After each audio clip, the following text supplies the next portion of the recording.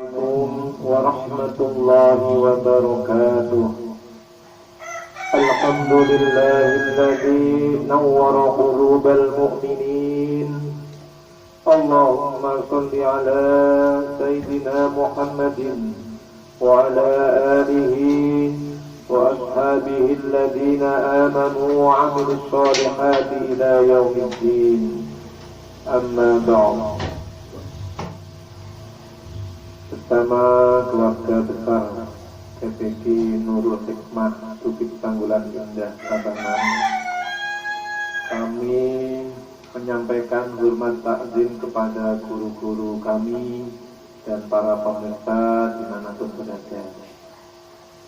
Sudah menjadi tanggung jawab saya sebagai penyuluh agama Islam untuk menyampaikan tema tanggung jawab mendidik anak.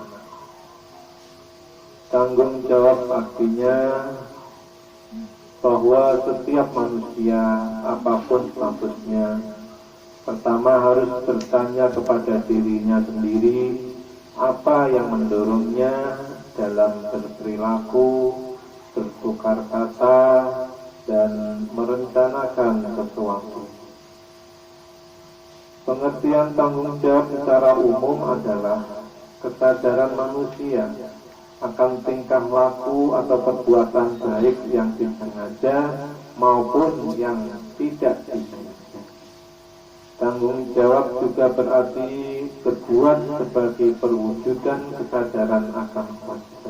Adalah titipan Allah Subhanahu wa Ta'ala. Karena itu nasib dan masa depan anak-anak adalah tanggung jawab kita semua. Tetapi tanggung jawab utama terletak pada orang tua masing-masing.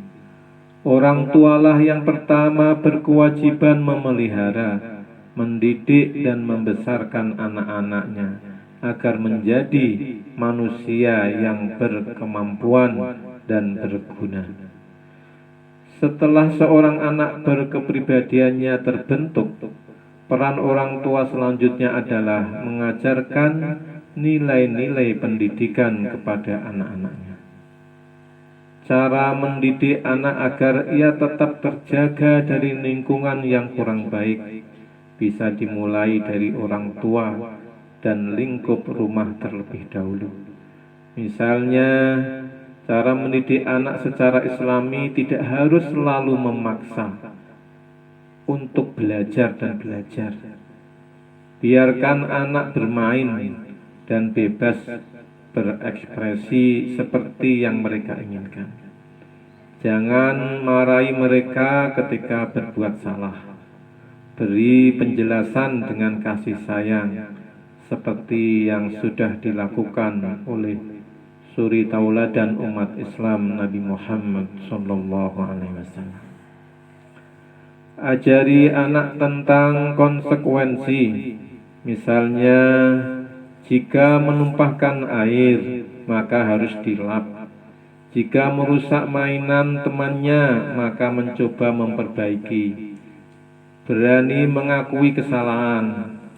Dukung anak menyelesaikan tugasnya. Misalnya membereskan tempat tidur, mengerjakan PR, memberi makan hewan peliharaan, dan sebagainya. Pribadi yang utuh dan mengenal diri dengan baik akan menyadari bahwa keberadaan dirinya di muka bumi adalah untuk melakukan perbuatan baik demi kemaslahatan sesama manusia. Segala tindak tanduk dan kegiatan yang dilakukannya akan dipertanggungjawabkan sepenuhnya kepada Allah Subhanahu wa Ta'ala, kepada masyarakat, negara, dan bangsanya. Dengan kesadaran seperti ini, maka seorang tidak akan tergelincir dalam perbuatan tercela dan nista. Jika manusia dapat menetapkan hati nuraninya dan merespon panggilan jiwanya yang paling dalam, maka dia pasti bisa bertanggung jawab kepada yang lain. Allah berfirman, dan janganlah kamu mengikuti apa yang kamu tidak mempunyai pengetahuan tentangnya. Sesungguhnya pendengaran, penglihatan, dan hati semuanya itu akan dimintai pertanggungjawaban. Al-Quran Surat Al-Isra ayat 36.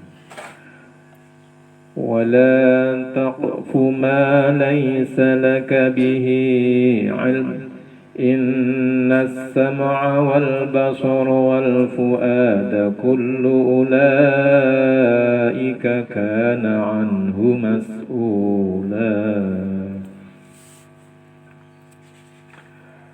Tanggung jawab dalam konteks pergaulan manusia adalah keberanian. Orang yang bertanggung jawab adalah orang yang berani menanggung resiko atas segala yang menjadi tanggung jawabnya. Ia jujur terhadap dirinya dan jujur terhadap orang lain, tidak pengecut dan mandiri.